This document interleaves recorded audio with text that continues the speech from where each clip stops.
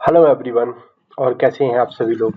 आपका बहुत बहुत स्वागत है इंडिया के मोस्ट अफोर्डेबल लर्निंग प्लेटफॉर्म ओकुल में।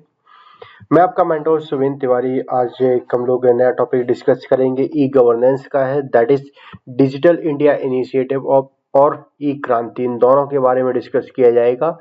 ये कंटिन्यूएशन है हमारा पिछले वाले क्लास का, जहाँ पे हम लोगों ने गवर्नमेंट टू सिटीजन इनिशिएटिव्स को डिस्कस किया गया था। और उसी का ही एक काफी इंपॉर्टेंट टॉपिक था डिजिटल इंडिया इनिशिएटिव और ई क्रांति। इनको एक पर्टिकुलरली सेक्शन में डिवाइड करके हम लोगों ने इसको देखेंगे।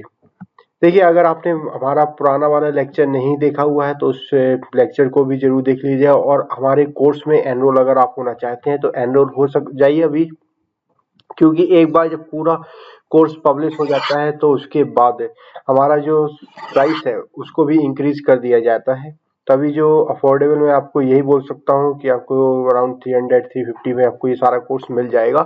आप आज ही एनरोल करना मत भूलिएगा। हमारे वेबसाइट में जाके, वेबसाइट की लिंक डिस्क्रिप्शन बॉक्स में दिया गया है। तो चलिए शुरू करते हैं अपने इस क्लास को।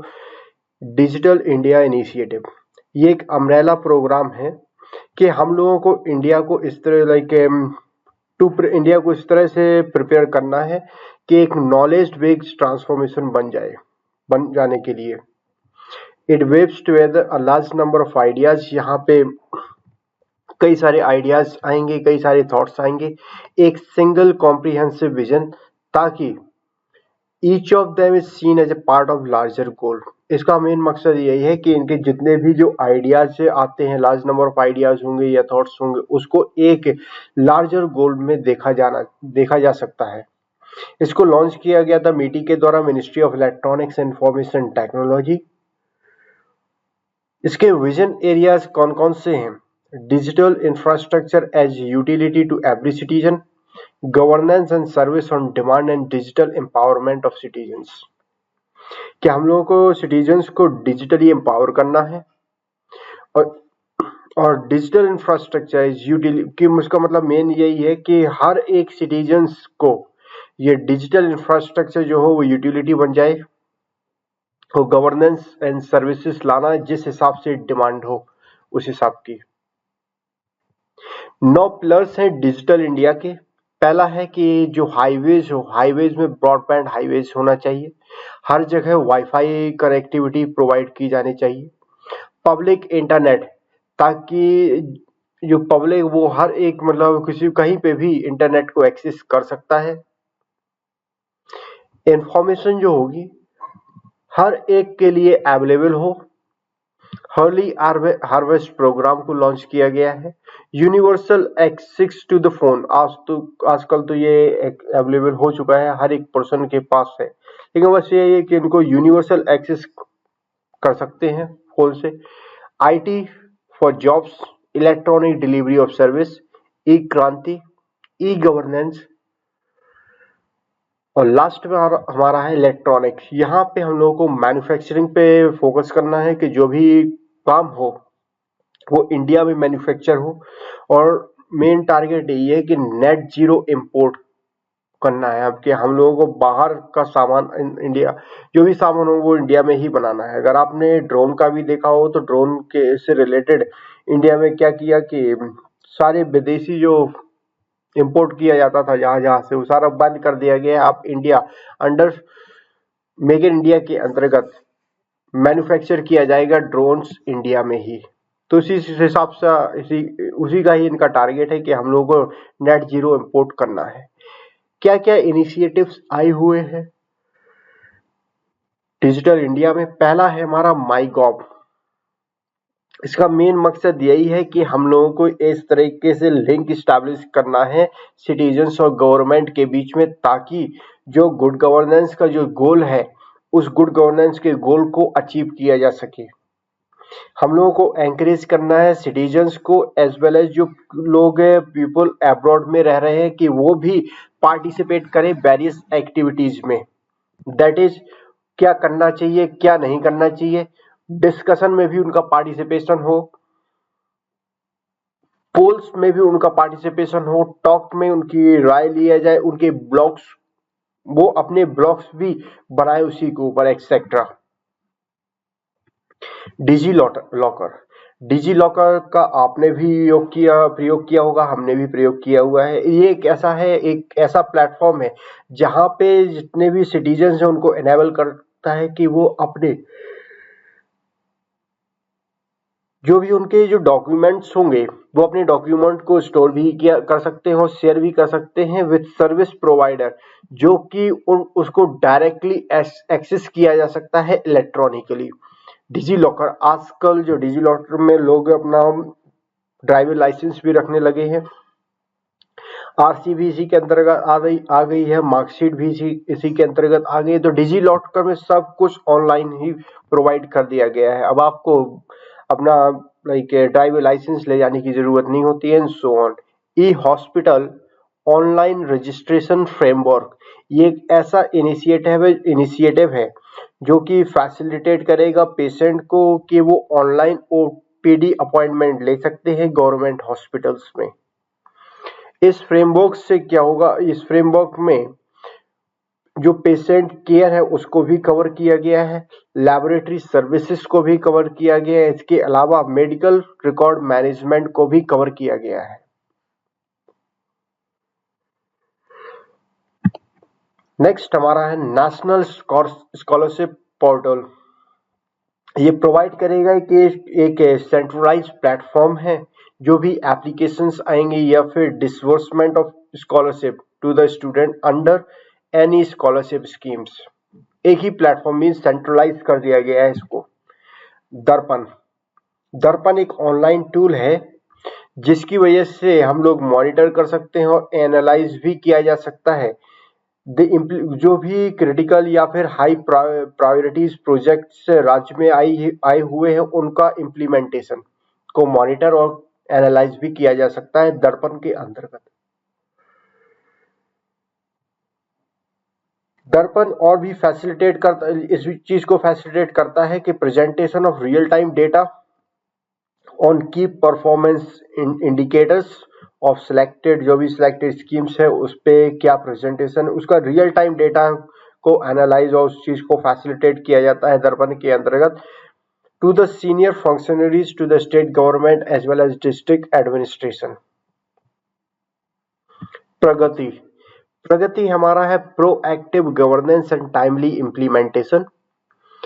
इसका मेन मकसद यही है कि स्टार्टिंग एक इस टाइप का कल्चर हम लोगों को स्टार्ट करना है और प्रोएक्टिव गवर्नेंस का हो और उसमें टाइमली इम्प्लीमेंट, जो भी प्रोजेक्ट आ रहे हो उसको टाइम पे इम्प्लीमेंट किया जा रहा है या नहीं।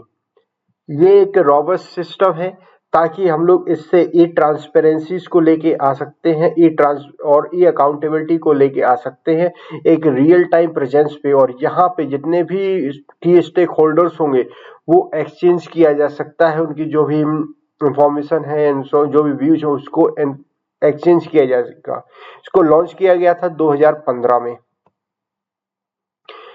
कॉमन सर्विस सेंटर 2.0, इसको इम्प्लीमेंट किया गया to implement develop and provide, मतलब इसकी इट इज बीइंग इम्प्लीमेंटेड, इस चीज को इम्प्लीमेंट किया गया है कि वो डेवलप भी करे और प्रोवाइड करे जो भी सपोर्ट की जरूरत होगी इंफॉर्मेशन टेक्नोलॉजी को रूरल एरियाज में हमारे देश के। जो CSCs हैं are the information and communication technologies enabled kiosk with यहाँ इनके पास एक ब्रॉडबैंड कनेक्टिविटी होती है ताकि ये जितने भी जो भी गवर्नमेंट हो, प्राइवेट हो या सोशल सर्विस से रिलेटेड जो भी सोशल सर्विसेज हैं उन सिटीजन्स को प्रोवाइड किया जा सके door step to the citizen के, मतलब हर एक सिटीजन्स को प्रोवाइड कराया जाना चाहिए। मोबाइल सेवा, it provide government service to the people through mobile phone. यहाँ पे क्या है, जो भी गवर्नमेंट सर्विसेज हैं, जितनी भी गवर्नमेंट सर्विसेज हैं वो सारी प्रोवाइड की जाती हैं मोबाइल फोन के जरिए या फिर टैबलेट्स के जरिए। अब थोड़ा मोबाइल फोन में आप देखिए, मोबाइल फोन में क्या है कि हर एक इंफॉर्मेशन आप ले सकते हैं और ज्यादातर आप क्या है कि कोई भी इंफॉर्मेशन कलेक्ट करना या फिर अपॉइंटमेंट लेना मोबाइल के थ्रू ही करा दिया गया है। जीवन प्रमाण, ये क्या है, एक आधार बेस्ड बायोमेट्रिक ऑथेंटिकेशन सिस्टम है प्रिजनर्स के लिए। Yes, the system provide authenticity to the digital life certificate without the necessity of the prisoner being present। यहाँ पे ये जरूरी नहीं है कि जो भी कैदी है उसको वहाँ पे प्रेजेंट होना पड़ेगा। किसके पास, देखो, पेंशन डिस्पेंसिंग अथॉरिटीज के पास, ऐसा जरूरी नहीं है। उसको क्या है कि सिस्टम के जरिए एक डिजिटल लाइफ सर्टिफिकेट भी प्रोवाइड किया जा सकता है, उसको ऑथेंटिसिटी भी मिल सकती है। National centre for geo informatics (NCOG) इस प्रोजेक्ट के अंतर्गत जितने भी जियोग्राफिक इंफॉर्मेशन सिस्टम्स प्लेटफॉर्म हैं, वो क्या है, उसके अंदर फॉर लाइक शेयरिंग के लिए, कोलैबोरेशंस के लिए, लोकेशन बेस्ड एनालिटिक्स के लिए, decision support system for the government, उस चीज को डेवलप किया गया है। नेशनल ई गवर्नेंस प्लान, ये एक होलिस्टिक व्यू है ई गवर्नेंस इनिशिएटिव्स का across the country, integrating them into a collective vision and a shared cause। इसके अंतर्गत एक 31 मिशन मोड प्रोजेक्ट्स आते हैं जो कि अप्रूव हो गए थे 2006 में, लेकिन क्या हुआ, इसको लेटर इसको क्या हुआ था, डिजिटल इंडिया प्रोग्राम में इंटीग्रेट कर दिया गया। Around this idea, a massive countrywide infrastructure reaching down the remotes of the village is evolving। इसके अंतर्गत क्या है, जितने जो भी एक हम लोग को मेन मकसद है कि जितने भी जो गांव हैं, दूर दराके के गांवों में भी इंफ्रास्ट्रक्चर पहुंच रहा है। And large scale digitization of records is taking place to enable easy. एक क्या है कि हर जगह जो भी जितने भी रिकॉर्ड्स हैं उनको डिजिटलाइजेशन किया जा रहा है ताकि वो इजी इनेबल किया जा सके, रिलायबल एक्सेस हो सकते हैं टू द इंटरनेट। गवर्नमेंट ने प्रपोज किया है कि वो इम्प्लीमेंट करेगा ई क्रांति नेशनल ई गवर्नेंस प्लान 2.0। वो किसके अंतर्गत होगा, डिजिटल इंडिया प्रोग्राम के अंतर्गत इसको लॉन्च किया गया है। नेक्स्ट हम लोग देखते हैं ई क्रांति नेशनल ई गवर्नेंस प्लान 2.0। इसमें क्या है, ये एक एसेंशियल पिलर है डिजिटल इंडिया इनिशिएटिव का, और इसको अप्रूव किया गया था 2015 में। इसका मेन एक विजन यही है कि हम लोग को transforming e governance for transforming governance. इसमें 44 मिशन मोड प्रोजेक्ट्स हैं ई क्रांति के अंतर्गत, जो कि various different stages of implementation में है। ई एजुकेशन, कौन कौन से एरियाज हैं जो ई क्रांति के अंतर्गत आते हैं। ई एजुकेशन, जितने भी स्कूल्स हैं उनको कनेक्ट किया जाएगा ब्रॉडबैंड के साथ, फ्री वाईफाई भी प्रोवाइड किया जाएगा सेकेंडरी और हायर सेकेंडरी स्कूल्स में भी।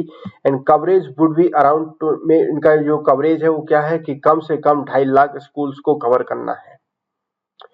और ई एजुकेशन के अंतर्गत दो और लेके आए हुए हैं, एक है प्रधानमंत्री ग्रामीण डिजिटल साक्षरता अभियान। इसका मतलब, इसका मेन एम यही है कि हम लोगों को रूरल इंडिया को डिजिटली लिटरेट करना है, कम से कम 6 करोड़ पीपल को रूरल एरियाज में। स्वयं ये इंक्लूड करता है एक मासिव ऑनलाइन ओपन कोर्स है ताकि लेवरेजिंग लाइक ई एजुकेशन को लेवरेज किया जा सके। ये इसको प्रोवाइड किया जाएगा एक प्लेटफॉर्म जो कि फैसिलिटेट करेगा hosting for all courses taught in the classroom from class 9 till post graduation to be accessed। मतलब क्लास 9 से लेके पोस्ट ग्रेजुएशन तक के लोगों के लिए वो अवेलेबल रहेगा, ताकि वो हर एक कोई पर्सन उस कोर्स को एक्सेस किया कर सकता है और कहीं से भी कर सकता है at any time. E health care, E health care cover करेगा जितने भी मेडिकल कंसल्ट, फॉर एग्जांपल अगर मुझे कोई भी कंसल्टेशन लेना है, कोई प्रॉब्लम है, वो मुझे कोई कंसल्टेशन लेना है किसी भी लाइक डॉक्टर से, तो वही इसको कवर किया जाएगा ई हेल्थ केयर के अंतर्गत। यहाँ पे मेडिकल रिकॉर्ड्स को भी ऑनलाइन कर दिया जाएगा, मेडिकल सप्लाई भी ऑनलाइन की जाएगी, और पैन इंडिया एक्सचेंज यहाँ पे जितने जो पेशेंट्स की जो इंफॉर्मेशन है उसको पूरे इंडिया में एक्सचेंज किया जा सकता है। फार्मर्स ये प्रोवाइड करेगा कि like this would facilitate farmers to get real time price information. यहाँ पे जो भी फार्मर्स है उनको real time price information like उसको सारी इंफॉर्मेशन मिल जाएगी, क्या एग्जैक्ट उसका प्राइस है, क्या लाइक कोई भी crops and so on. Online order भी कर सकता है ऑफ इनपुट्स एंड वहाँ पे ऑनलाइन कैश का भी सिस्टम है, लोन का भी सिस्टम है, रिलीफ पेमेंट भी दिया गया है with mobile banking. Securities mobile based emergency service को बनाया गया है एंड डिजास्टर रिलेटेड सर्विस को प्रोवाइड किया जाएगा हर एक सिटीजन्स को, जहां पे वो एक प्रिकॉशनरी मेजर्स ले सकते हैं जब भी कोई भी सिक्योरिटी से कोई भी थ्रेट्स लग रहा है एंड सो ऑन, ताकि हम लोग कम से कम लाइफ्स को जो लॉस ऑफ लाइफ हो रही हैं उसको भी मिनिमाइज किया जा सकता है। प्रॉपर्टी जो मिनिमाइज जो लॉस ऑफ प्रॉपर्टी हो रहा है उसको भी मिनिमाइज कर रहे हैं। सिक्योरिटी का हर एक किसी से, चाहे वो टेररिज्म से हो चाहे वो नेचुरल डिजास्टर्स हो, हर एक चीज से related mobile based emergency service तो बनाया गया है। फाइनेंशियल इंक्लूजन को स्ट्रेंथन किया जाएगा मोबाइल बैंकिंग से, micro ATM program and CSC post office. Justice की अगर हम बात करें तो interoperable criminal justice system को स्ट्रेंथन किया जाएगा, एक लेवरेजिंग सेवरल रिलेटेड एप्लीकेशन जैसे कि e court, e police, e jail, e prosecution, इसके थ्रू भी हम लोग बोलेंगे कि जस्टिस सिस्टम है उसको भी स्ट्रेंथन किया गया है। Planning national GIS mission mode project जो उसको इम्प्लीमेंट किया जाएगा ताकि वो फैसिलिटेट कर सकते हैं जो भी जीआईएस बेस्ड डिसीजन मेकिंग होंगे प्रोजेक्ट प्लानिंग से रिलेटेड, कॉन्सेप्चुलाइजेशन, डिजाइन और development. Cyber security national cyber security coordination sector को सेटअप किया गया ताकि वो एंश्योर करे कि एक सेफ और सिक्योर साइबर स्पेस हो सके with in the country. E code को लॉन्च किया गया है डिपार्टमेंट ऑफ जस्टिस के द्वारा, ministry of law and justice. ये एक मिशन मोड प्रोजेक्ट है, इसका एम यही है कि हम लोगों को aim at utilizing technology for improved provisioning of justice system. Main यही है कि जो भी जस्टिस सर्विसेज जो दी जा रही हैं सिटीजन्स को वो इम्प्रूव हो सके। तो काफी छोटा सा टॉपिक था, हम लोग आज के लिए बस इतना ही रखते हैं। अगर आपने हमारा टेलीग्राम चैनल नहीं ज्वाइन किया है तो टेलीग्राम चैनल ज्वाइन करना मत भूलिएगा, जिसका लिंक डिस्क्रिप्शन बॉक्स में दिया गया है। वहां पे आप क्विज भी अटेंड कर सकते हैं, अपने डाउट भी क्लियर कर सकते हैं एंड सो ऑन। अगर आप कोर्स परचेज करना चाहते हैं तो ये कोड यूज करके आप 25% डिस्काउंट भी ले सकते हैं हमारे इस कोर्स से।